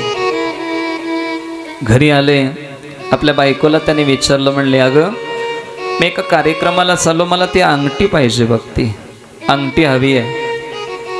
आईच्या लक्षात आलं, आणि हा तुला पण सोबत यायचं आहे, ती तुला चांगली साडी आणली होती बघ बाजारावरून मागे, ती 2000 रुपये किमतीची साडी, ती साडी तू घाल, आपण दोघं जाऊ एका मोठ्या माणसाकडे पूजेला आपल्याला जायचं.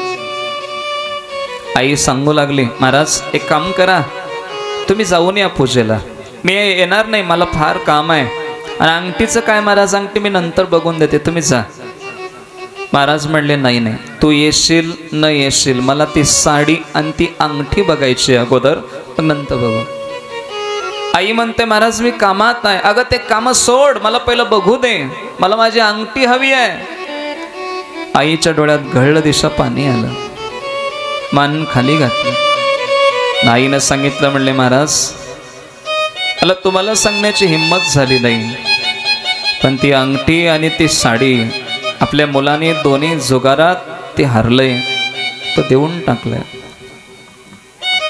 यज्ञदत्त महाराजाला राग आला. अगं म्हणले माझ्या पाठीमागे एवढं झालंय आणि एकदा तुम्हाला बोलली सुद्धा नाहीस, मुलगा बिघडला हे तुला माहित होतं, तरी सुद्धा तू एक शब्द मला सांगितलं नाही, त्याला तो नेहमी पांघरून टाकत राहिलीस. आजपासून मला तूही नको आहे, तुझा मुलगाही नको आहे, तुमचा आणि माझा संबंध संपला. मी आत्ता असा पण करतोय, मी दुसरं लग्न करीन, कुलवान घराण्यातल्या एखाद्या कन्येशी मगच पाणी पिणार आहे, तोपर्यंत मी उपाशी राहीन, तुम्ही दोघंही माझ्या घरातून चालते वा. आईला घराच्या बाहेर काढलं. या गुणनिधीला कळालं आपल्या आईचा अपमान झाला, आईला वडिलांनी बाहेर काढलं. त्याला आईला तोंड दाखवायची सुद्धा हिंमत झाली नाही, हिंमत झाली नाही. तो सुद्धा बाहेर फिरू लागला. अगोदर वाईट वागल्यामुळं कोणी जवळ बोलवत नव्हतं. एकदा माणसाचं चारित्र्य खराब झालं की माणसं कोणी प्रेमाने बोलत नाहीत. महाराज वाईट वेळ आला तर सुद्धा माणसं जवळ येत नाहीत. का येत नाहीत? कारण याच्या जीवनात कुठंतरी वाईट वागल्यामुळं, चुकीचं वागल्यामुळं कोणी प्रेमाने बोलत नाही. गुणनिधी असा फिरत होता पण कोणी बोलत नाही. तहान लागली, कोणी पाणी द्यायला सुद्धा तयार नाही. योग असं आहे, समोर सुंदर असं एक विश्वनाथाचं मंदिर, महादेवाचं मंदिर बघितलं आणि मंदिरात येऊन तो बसला. काही मोठी सावकार मंडळी त्या दिवशी महापूजा त्यांनी घातली होती. महादेवाचे सुंदर नैवेद्य त्यांनी महादेवाला अर्पण केलं होतं. त्या गुणनिधीच्या लक्षात आलं पूजा संपली की सगळे घरी निघून जातील आणि त्याच वेळेला आपणाला ते नैवेद्य खाता येईल. नैवेद्य खाल्लं तर निश्चितपणे थोडंसं आपली भूक भागेल असा विचार त्यांनी केला.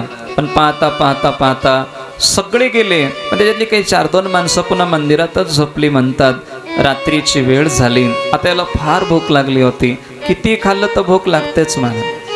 एका ट्रकच्या मागे असं लिहिलं होतं, भूक मौत से बडी है, सुबह मिटाओ तो शाम को खडी है. भूक मौत से बडी है. सकाळी जेवल्यावर दुपारी भूक लागतेच आणि दुपारी जेवल्यावर संध्याकाळी पुन्हा भूक लागतेच. सबंध आयुष्यात, एका आयुष्यात माणूस 35 टन अन्न खातो तरी अजून भूक लागतेच म्हणे. 35 टन, क्विंटल नाही टन, 10 क्विंटलचा 1 टन असतो, म्हणजे किती अन्न खातो? 35 टन अन्न खातो म्हणे एका आयुष्यात, जन्मल्यापासून मरेपर्यंत. तरी भूक लागतेच महाराज. दुपार झाली की जांभळ्या येतात, सायंकाळ झाली की जांभळी येते. भूक लागली होती. मंदिरात नैवेद्य आहे. रस्त्यात अशी काही माणसं मंदिराच्या समोर झोपलेली. हळूहळू मग कसं तरी ते आतमध्ये गेले. दिवा मंद होत आलेला होता मंदिरातला. अंगावरचं उपरणं असं टर्र दिशा फाडलं. फाडून ते उपरणं असं दिव्यावर धरल्यावर लख प्रकाश पडला मंदिरात. याच्या आयुष्यातला जर कुठलं पुण्याचा क्षण असेल तर तो हाच आहे. लख असा प्रकाश पडला. आणि त्याच वेळेला ते नैवेद्य दिसावं म्हणून ते नैवेद्याच्या निमित्ताने तेवढं प्रकाश झाला. नैवेद्य उचललं आणि तिथून मग परत निघाले बाहेर. पण बाहेर येत असताना गडबडीत एका माणसाला पाय लागला. ते उठले. चोराय चोराय, पकडा पकडा असं म्हटलं आणि ते सगळ्यांनी उठून त्याला मारायला लागले. पोटात अन्नाचा कण नव्हता आणि थोडंसं मारण्यामध्ये त्याचा जीव गेला आणि त्याने ते नैवेद्य खाल्लंच नाही. महात्मे सांगतात नैवेद्य खाल्लं नाही हे त्याच्या दृष्टीने चांगलं आहे. देवाचं नैवेद्य कोणालाही खाता येत नाही. बाकी देवाचं सोडा, पण महादेवाचं नैवेद्य एकतर महादेवाच्या पुजाऱ्यांनी खावं, नसेल तर लहान लेकरांनी खावं. आम्हाला खाता येत नाही म्हणा. बाकी सामान्य माणसाला ते नैवेद्य ग्रहण करण्याचा अधिकार नाही. पण आता त्याच्यातही जर महादेवाची मूर्ती असेल त्याच्यासमोरचं नैवेद्य घेता येतं, पण शिवलिंगावर ठेवला असेल तर ते नैवेद्य घेता येत नाही म्हणे. त्याचे नियम आहेत फार. कारण महादेवाचाच एक शिवगण आहे चंड नावाचा. ज्या वेळेला ती आपली जलधारीतून पाणी येतं ना, जे पार्वती मातेचा भाग मानतो आपण, तो असा थांबलेला असतो. इकडनं टाकलेलं ते नैवेद्य पाणी तीर्थ तो ग्रहण करायला तयार असतो. त्याच्यावर त्याचा अधिकार आहे. मग ते कोणालाही घेता येत नाही. आणि योग असा हे नैवेद्य त्यांनी ग्रहण केलं नाही, पण त्या मारण्यामध्ये तो मेला. पण त्याच्या जीवनात एक पुण्य घडलं होतं. मंदिरात लख प्रकाश केल्यामुळं पुढचा जन्म ते राजा म्हणून जन्माला आले. राजा झाला. राजा झाला का? महादेवाच्या मंदिरात प्रकाश पाडल्याचं पुण्य आहे. त्या दिवशी त्यांनी कायदा पास केला आपल्या राज्यात.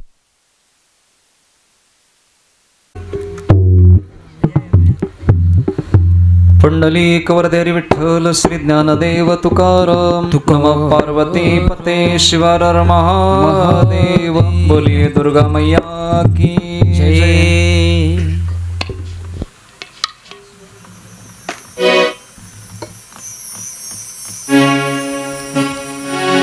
जेवढी राज्याच्या मर्यादेत मंदिरं होती सगळ्या मंदिरामध्ये दीप चलावं याच्याकरता सगळी तयारी केली. जेवढी महादेवाची मंदिर आहे तिथं दीपदान झालं पाहिजे.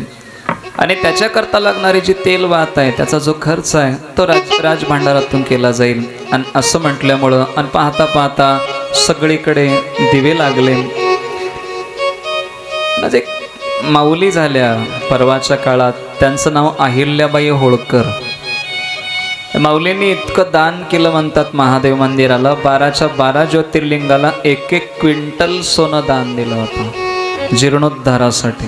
1-1 क्विंटल सोनं दिलं आणि सगळ्या ज्योतिर्लिंगाचा जीर्णोद्धार केला जवळजवळ. आयुष्यभर न्याय करत असताना राजाचा आदेश हे वाक्य त्यांनी कधीच बोललं नाही. शिवसंदेश असं म्हणावं, हे भगवान शंकरांची आज्ञा आहे असं म्हणून त्यांनी न्याय केला.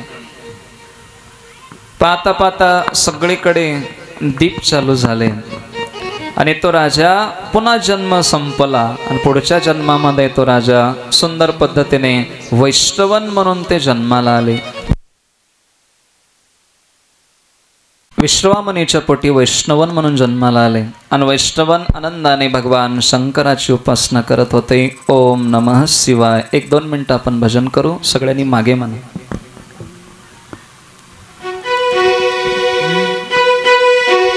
हरि ओम नमः शिवाय. सर्वांनी बोले ओम नमः शिवाय. हरि ओम नमः शिवाय. बोले ओम नमः शिवाय. ओम नमः शिवाय. भोले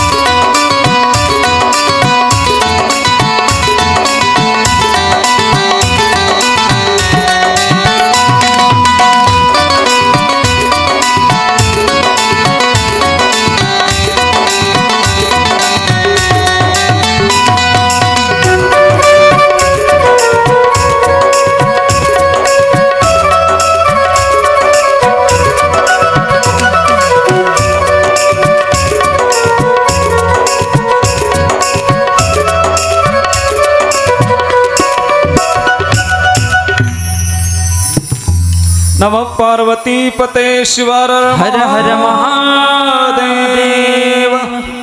सुंदर पद्धतीने तो गुणनिधी पाहता पाहता आता वैश्रवण झाले, महादेवाची उपासना करू लागले। तेवढ्याला दर्शन देण्याकरता महादेव एकटे आले नाहीत, महादेव आणि पार्वती माता दोघं एकत्र प्रगट झाले। विचारू लागले, वत्स वरम ब्रूयात, काय हवाय? मी प्रसन्न आहे बाळ, काय हवाय मला? आता वैश्रवण पार्वती मातेकडे टक लावून बघू लागला। वैश्रवणची भावना अशी होती की पार्वती माता महादेवाच्या बरोबरीने उभं टाकलेत, काय पुण्य केलं असेल पार्वती मातेनं, असं यांच्या मनात चाललं। पण पार्वती मातेला थोडासा गैरसमज झाला होता। पार्वती मातेला असं वाटलं की हा दुष्ट माझ्याकडे पाहतोय, म्हणजे याच्या नजरेत काहीतरी वाईट भाव असावा, असं पार्वती मातेला गैरसमज झाला। गंमत अशी आहे, पाहता पाहता पार्वती मातेनं रागानं त्याच्याकडे बघितलं न वैश्रवणचा एक डोळा फुटला, म्हणून कुबेराला एकच डोळा होता, कुबेराला 2 डोळ्याने दिसत नव्हता। महादेवाने विचारलं, देवी काय झालं? त्याने सांगितलं, म्हणले महाराज हा मूर्ख माझ्याकडे वाईट नजरेने पाहतोय। सांगितलं, म्हणले देवी तुमचा गैरसमज आहे, तो तुमच्याकडे वाईट नजरेने पाहत नव्हता, तो विचार करत होता की आणि काय पुण्य केलं असेल पार्वती आई साहेबांनी की आज महादेवाच्या बरोबरीने ते उभं टाकल्या। म्हणले बाळ माझी चूक झाली बेटा, म्हटले माझा गैरसमज झाला, मला असं वाटलं कदाचित तू माझ्याकडे वाईट नजरेने पाहतोयस। बाळ मी तुला आज आशीर्वाद देतो, तुला डोळा जरी एक असला तरी तुला दोन्ही डोळ्याची दृष्टी प्राप्त होईल असं सांगितलं। आणि विचारायला लागले, देव काय हवं आहे माग? म्हटले म्हणले काही नाही देवा, माझं एवढंच म्हणणं आहे की तुम्ही आमच्या शेजारला राहायला या, आमच्याकडे कैलास नावाचं पर्वत आहे, तिथं वास्तव्य करा, म्हणजे आमची इच्छा झाली की आम्ही तुमच्याकडे दर्शनाला येऊ, आम्हाला सकाळ दुपार संध्याकाळ 3 वेळेला तुमचं दर्शन होईल। कुबेराने हट्ट केला। 2 भक्त असे झाले, एक कुबेर आहे एक बाणासूर आहे। त्या बाणासुराने असं वरदान मागितलं होतं की तुम्ही शोणितपुरात मुक्कामाला या, आणि असं म्हटल्यामुळे ते शोणितपुरात मुक्कामाला आले होते। आणि आज कुबेराने सांगितलं वैश्रवणनी की देवा आमची इच्छा आहे की तुम्ही आमच्या बाजूला कैलास पर्वतावर या, असं म्हटल्यामुळे त्या दिवशीपासून देव कैलास पर्वतावर वास्तव्याला राहिले। 1-2 मिनिटं भजन कैलास के निवासी। कैलाश के निवासी नमो बार बार हूँ, जय हो। आयो शरण तिहारी प्रभु तार तार तो, आयो शरण तिहारी प्रभु तार तार तो।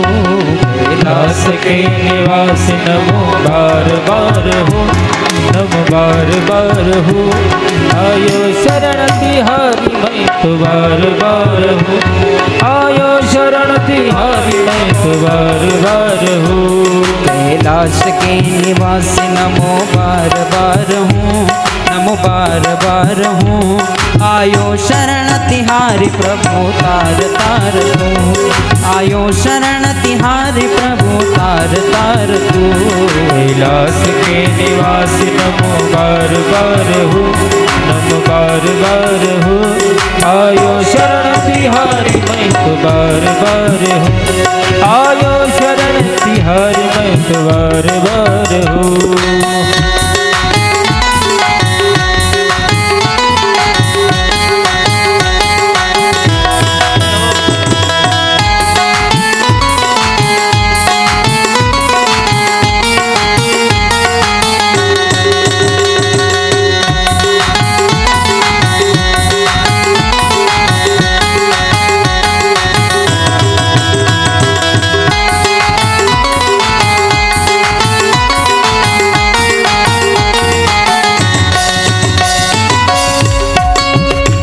भक्तों को कभी शिव तूने निराश ना किया, मांगा जिन्हें जो चाहा वरदान दे दिया, वरदान दे दिया, वरदान दे दिया।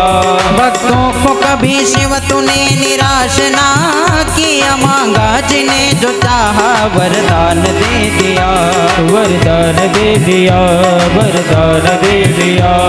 बड़ा है तेरा दायरा बड़ा दातार तू, बड़ा दातार तू, आयो शरण शरण तिहारे प्रभु तार तार तू, आयो शरण तिहारे प्रभु तार तार तू। कैलाश के निवासी नमो बार बार हूँ, जय भोले। बार बार हूँ, आयो शरण तिहारी मैं तो बार बार, आयो शरण तिहारी मैं तो बार बार हूँ, आयो शरण तिहारी मैं तो बार बार हूँ।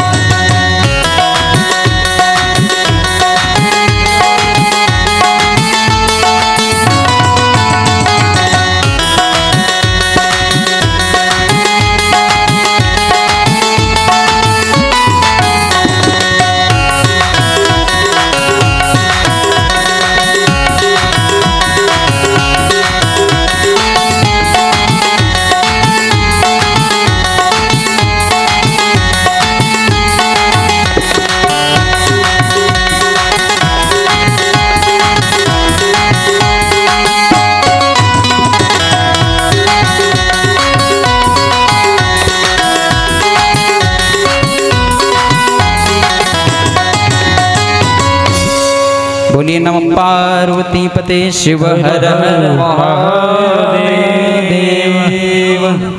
आइए।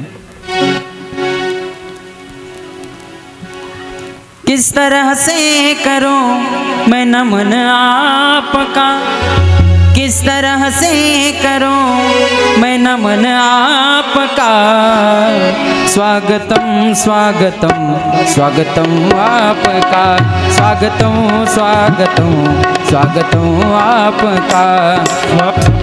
स्वागतम स्वागतम आपका, स्वागतम स्वागतम स्वागतम आपका। ओ किस तरह से करो नमन आपका, किस तरह से करो मैं नमन आपका। स्वागतम स्वागतम स्वागतम आपका, स्वागतम स्वागतम स्वागतम आपका। स्वागतम स्वागतम स्वागतम आपका, स्वागतम स्वागतम स्वागतम आपका।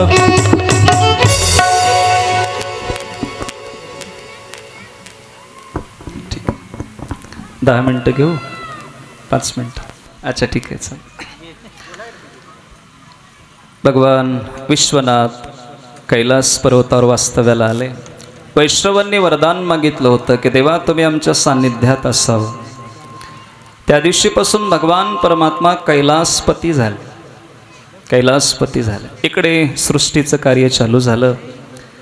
ब्रह्मदेवानी पाहता पाहता मनो आणि शतरूपा यांचं प्रागट्य केलं। आपल्या एका भागातून मनो, एका भागातून शतरूपा प्रगट झाल्या। सृष्टीचं सुंदर असं कार्य होऊ लागलं।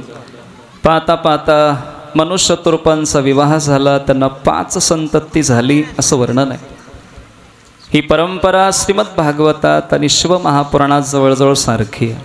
5 लेकरं झाली असं वर्णन आहे। आकोती, प्रसूती, देवहूती, प्रिवृत्ता आणि उत्तानपाद या सगळ्यांचा विवाहाचं सुंदर असं वर्णन आहे। ती आकोती रुची प्रजापतीला दिली, देवहूती कर्दम प्रजापतीला दिली आणि प्रसूती दक्ष प्रजापतीला दिली असं त्यांचं वर्णन पाहायला भेटतं। हे सुंदर असं सृष्टीचं कार्य आहे। हे जगत कसं निर्माण झालं परमात्म्याने अतिशय सुंदर वर्णन केलं। पाहता पाहता भगवान विश्वनाथांनी, एकदाच व्यवस्थित करा, कमी जास्त,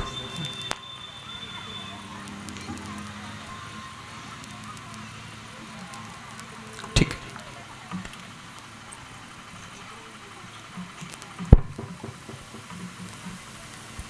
आज लाईटचं आमचं जमत नाही, काय झालं माहित नाही।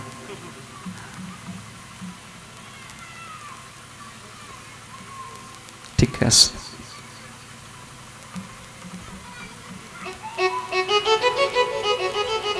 सुंदर पद्धतीने भगवान परमात्म्याने जगताची रचना केली। हे जे विशाल असं ब्रह्मांड पाहायला भेटतं ही परमात्म्याची लीला आहे। परमात्मा यांचं पालन पोषण करतात सुंदर पद्धतीने। ज्यांनी ज्यांनी परमात्म्याचं स्मरण केलं, भक्ती केली, ती अजरामर झाले। आज एक ब्राह्मण देवता झाले म्हणतात। ज्या ब्राह्मण देवतेने देवाकडे पुत्र प्राप्तीचं वरदान मागितलं, देवानी परीक्षा घेतली। महादेवजी सांगतात मी तुम्हाला पुत्र देणार आहे, पण त्या बाळाचं आयुष्य 5च वर्षाचं असेल आणि आयुष्य जर जास्त असेल तर तो गुणवान नसेल, दोन्हीपैकी एक मागा। एक तर मुलाचं वय फार कमी आहे पण फार बुद्धिमान असेल, नसेल तर वय भरपूर असेल पण तो गुणहीन असेल. माऊली ज्ञानोबाऱ्यांचं वय 21 वर्ष 3 महिने 5 दिवसाचंच होतं, एवढाच कार्यकाळ आहे. पण माऊलींचं ज्ञान बघावं तर अतिशय उपजताची ज्ञानी. ज्ञानी झाले नाहीत, ज्ञानी जन्मले. ज्ञानी होणं वेगळं आहे आणि ज्ञानी जन्माला येणं वेगळं आहे. आपण संन्यस्त जीवन जगतो पण काही महात्मे जन्मता संन्यस्त जन्माला आले. यम प्रव्रजंत मनोपेतम अपेत कृत्यम. भगवान शुकदेवजी सुंदर पद्धतीने वैराग्यच जन्माला आलं साक्षात. महाराज योग असा आहे, 5 वर्षाचं वय असेल, मुलगा बुद्धिमान असेल, विद्वान असेल, पंडित असेल, नसेल तर वय भरपूर असेल पण तो अगदी गुणहीन असेल. कसा मुलगा पाहिजे सांगा? ब्राह्मण देवता म्हणले एक काम करा, 5च वर्ष वय असलेलं बाळ मला द्या पण तो मुलगा बुद्धिमान जन्माला आला पाहिजे. पाहता पाहता त्या बाळाचा जन्म झाला. आनंद उत्सव साजरा होऊ लागला. त्याचं बारसं केलं, त्याचं नामकरण सोहळा झाला. पाहता पाहता 1 वर्ष पूर्ण झालं. आता 1 वर्ष झाल्यानंतर आपण वाढदिवस करतो. आता वाढदिवस अगोदर होत नव्हते असं मी म्हणणार नाही. कृष्ण परमात्म्याचाही वाढदिवस साजरा होत होता असं वर्णन आहे. पण गंमत अशी आताची जी पद्धती आहे वाढदिवस साजरी करण्याची आणि ती त्या काळातली पद्धती फार वेगळी होती. त्यावेळेला वाढदिवस असला की दिवा लावायचे. आता दिवा शांत करतात. एक महात्मा सांगत होते, फू करते मतलब 1 साल व्यर्थ चला गया. फू 1 साल चला गया, फू हो गया बोला. वाढदिवस असला की मागच्या काळात अन्नदान करायचे, आता नाही. आपल्याकडे लग्नाचं पण वाढदिवस करतात, बरोबर आहे ना? त्याला ॲनिव्हर्सरी आपण म्हणतो. लग्नाचा वाढदिवस आमच्या देशात अगोदर नव्हता, ही बाहेरची संस्कृती आहे, नंतर आमच्याकडे आली. आणि पाहता पाहता मग आपण वाढदिवस साजरा करायला लागलो. लग्नाचा वाढदिवस आहे ते आम्ही एकदा कथेला गेलो. त्यांचा जो अध्यक्ष होता ते म्हणू लागला, महाराज आमच्याकडे एक बाजूला लग्नाचा 25वा वाढदिवस केला काकाने आणि 7 लाख रुपये खर्च केले लग्नाच्या वाढदिवसाला. आणि सप्त्याची पट्टी मागायला गेलो तर 1100 रुपये देताना भांडण काढलं ते. म्हणजे धर्मकार्याला 1100 देताना भांडण झालं पण 25वा वाढदिवस करताना 7 लाख खर्च केले. आणि अगदी लग्नासारखं लग्न त्यांनी केलं, पुन्हा एकदा लग्नासारखं. पण ही संस्कृती आपल्या देशातली नाही आहे मुळात, ही विदेशातली आहे. कारण एखादं जोडपं 5 वर्ष एकत्र राहिलं की त्याला त्याचं कौतुक वाटतं की हम 5 साल साथ में रहे. त्याला कौतुक आहे त्या गोष्टीचं की 5 वर्ष आम्ही सोबत काढले, 10 वर्ष सोबत काढले, 20 वर्ष सोबत काढले. पण आमच्याकडे आमची माऊली वटपौर्णिमेला वडाला जी दोरा बांधते ना, देवाला प्रार्थना करते की एका जन्माची नाही, मला 7 जन्माची हमी पाहिजे, 7 जन्म हाच पती मिळावा.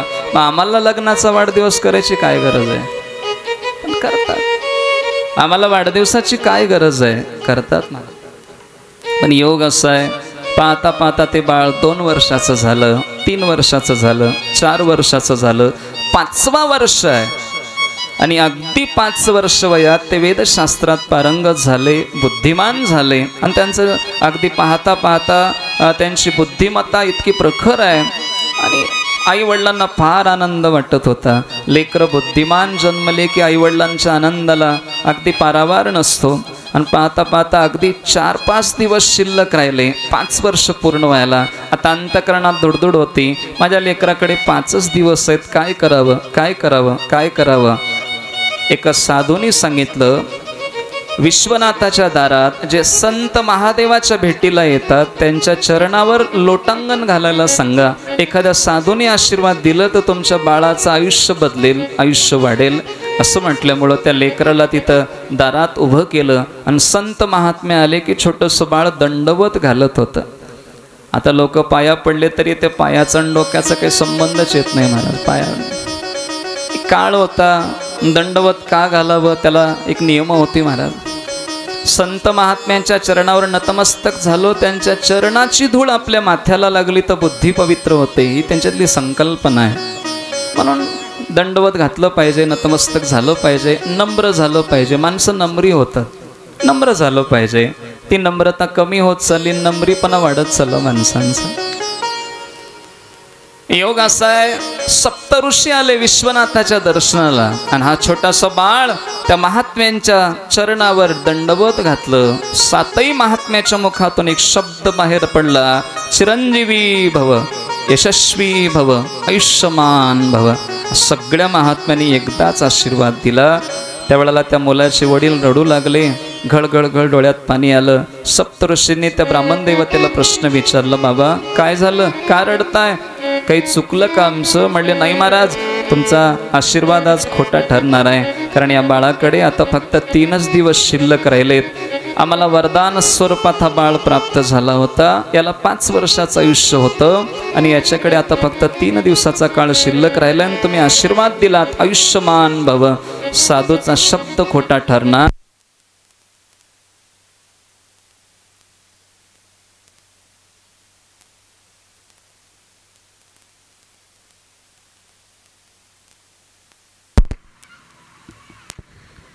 हॅलो, ठीक आहे. साधूचा शब्द खोटा ठरणार म्हणून डोळ्यात पाणी आलं.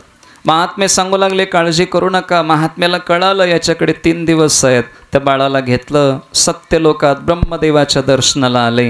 ब्रह्मदेवाला सप्तऋषींनी नमस्कार केला. ब्रह्मदेवाने त्यांना आशीर्वाद दिला, यशस्वी भव, यशस्वी भव, यशस्वी भव. आणि छोटंसं बाळ ज्या वेळेला समोर आलं, सत्यलोकामध्ये ब्रह्मदेवाला दंडवत घातलं आणि त्यावेळेला त्याने आशीर्वाद दिला, बाळ चिरंजीवी भव, चिरंजीवी भव. सप्तऋषी हसू लागले, बाबा काल आम्ही आशीर्वाद देऊन अडकलो, आज तुम्ही फसलात, कारण या बाळाकडे आता 2च दिवस शिल्लक आहेत. ब्रह्मदेवाने त्यांचं हे काढून बघितलं, आयुष्याची मर्यादा 2 दिवस उरलेत, आता काय करावं? त्याने सांगितलं, अजून एक दार असं आहे जिथे गेल्यानंतर आपण आपला शब्द काढून घेऊ शकतो. मग सप्तऋषी ब्रह्मदेव आणि छोट्याशा बाळाला घेऊन वैकुंठात भगवान महाविष्णूच्या दारात उभं टाकले. ब्रह्मदेवाने नमस्कार केला, सप्तऋषीने नमस्कार केले, त्यांना आशीर्वाद दिला. प्रेमाने मग छोटासा बाळ समोर आला. भगवान महाविष्णूंच्या जवळ नतमस्तक झालं, दंडवत घातलं आणि महाविष्णूने सुद्धा आशीर्वाद दिला, चिरंजीवी भव, आयुष्यमान भव. ब्रह्मदेव हसू लागले, म्हणले, आमच्यावरचा शब्द केला देवा, तुम्ही अडकलात आता. कारण काल मी आशीर्वाद दिलो, परवा सप्तऋषींनी आशीर्वाद दिला होता. बघितलं तर काय, बाळाकडे 1च दिवस शिल्लक होता. त्यावेळेला मग महाविष्णू सांगतायत, अजून एक जागा अशी आहे जिथे गेल्यानंतर निश्चितपणे आयुष्याचं बंधन संपेल. ते म्हणजे भगवान श्री शंकरजी. कैलास पर्वतावर महाविष्णू आले, एकमेकांना आदर दिला, सन्मान दिला. ब्रह्मदेवांचा आदर झाला, सप्तऋषींना आशीर्वाद दिले आणि छोटंसं बाळ समोर येऊन भगवान शंकरांच्या समोर दंडवत घातलं, नतमस्तक झाले. भगवान शंकराने आशीर्वाद दिला, आयुष्यमान भव, आयुष्यमान भव. सगळे हसू लागले, म्हणले, देवा आता तुम्ही फसलात, कारण या बाळाकडे 1च दिवस आहे, उद्या 10 वाजता यांचा मृत्यू ठरलेला आहे. कारण यांना जे 5 वर्ष दिले होते तुम्हीच आशीर्वाद दिले होते देवा, तुमच्या आशीर्वादाने हा बाळ जन्माला आलेला आणि आता यांच्याकडे एवढाच काळ आहे. गंमत अशी आहे, पाहता पाहता सगळ्यांना पाठवून दिलं. छोट्याशा बाळाला महादेवाने ठेवून घेतलं आणि बाळाने शिवलिंगाच्या समोर आसन मांडलं आणि सुंदर बिल्ववृक्ष बिल्वपत्र अर्पण करत पंचाक्षरी मंत्राचा जप करत काळाची वाट बघू लागले. ओम नमः शिवाय, ओम नमः शिवाय. आणि ठरलेल्या वेळेला तो काळ आला. बाळाचा प्राण हरण करण्याचा प्रयत्न होतो, यमपाश टाकलं. बाळाने कडकडून त्या शिवलिंगाला मिठी मारली.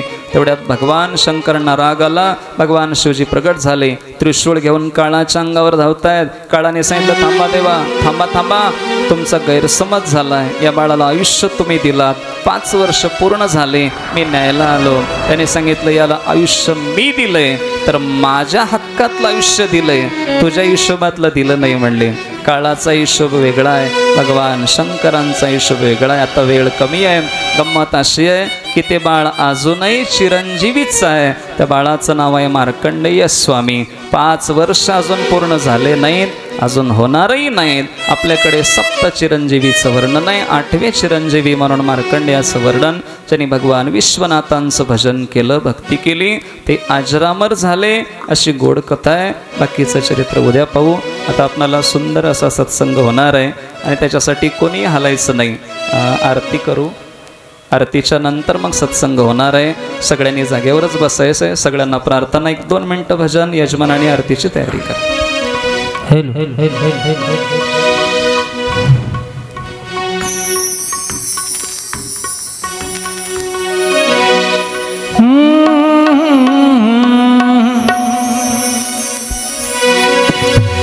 ओम नमः शिवाय, ओम नमः शिवाय, ओम नमः शिवाय, हरि ओम नमः शिवाय, ओम नमः शिवाय, ओम नमः शिवाय, ओम नमः शिवाय, हरि ओम नमः शिवाय, हरि ओम नमः शिवाय, हरि ओम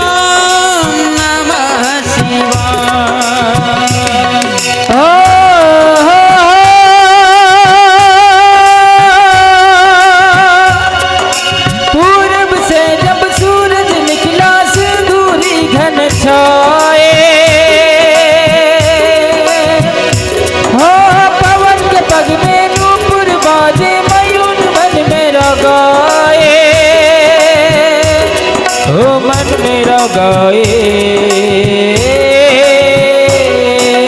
ओम नमः शिवाय, ओम नमः शिवाय, ओम नमः शिवाय, हरि ओम नमः शिवाय, हरि ओम नमः शिवाय,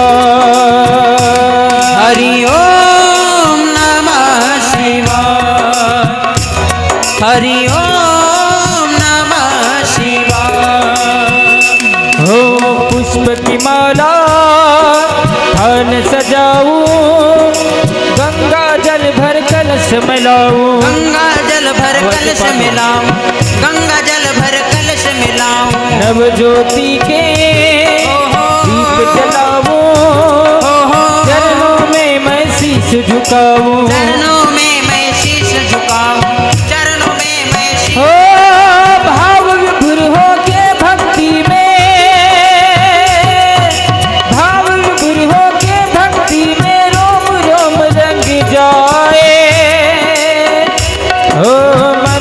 गाए ओम नमः शिवाय, ओम नमः शिवाय, ओम नमः शिवाय। मन में बसा कर तेरी मूर्ति उतारूं मैं शिव जी तेरे आरती, उतारूं मैं शिव जी तेरे आरती। ये करो न करो कष्ट हरो ज्ञान दो भगवान, भव में फंसी नाव मेरी तार दो भगवान। दर्द की दवा तुम्हारे पास है, दर्द की दवा तुम्हारे पास है, भीख मांगती मन में बसा कर तेरी मूर्ति, मन में बसा कर तेरी मूर्ति, उतारो मैं भोले तेरी आरती, उतारो मैं शिव जी तेरी आरती। हो मांग तुझसे क्या मैं यही सोचूं भगवान, जिंदगी जब तेरे नाम कर दी अर्पण, सब कुछ तेरा कुछ नहीं मेरा, चिंता है प्रभु तुझको संसार की।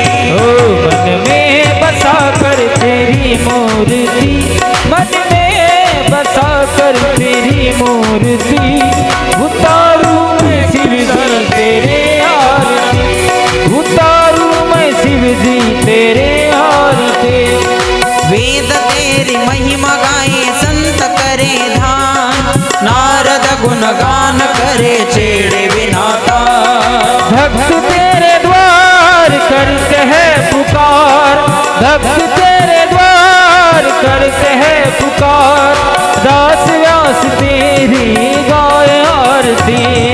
मन में बसा कर तेरी मूर्ति, मन में बसा कर तेरी मूर्ति, उतारूं मैं तेरी आरती, उतारूं मैं गिरधर तेरी आरती, उतारूं मैं गिरधर तेरी आरती। खाली लोटा में मंदिर जन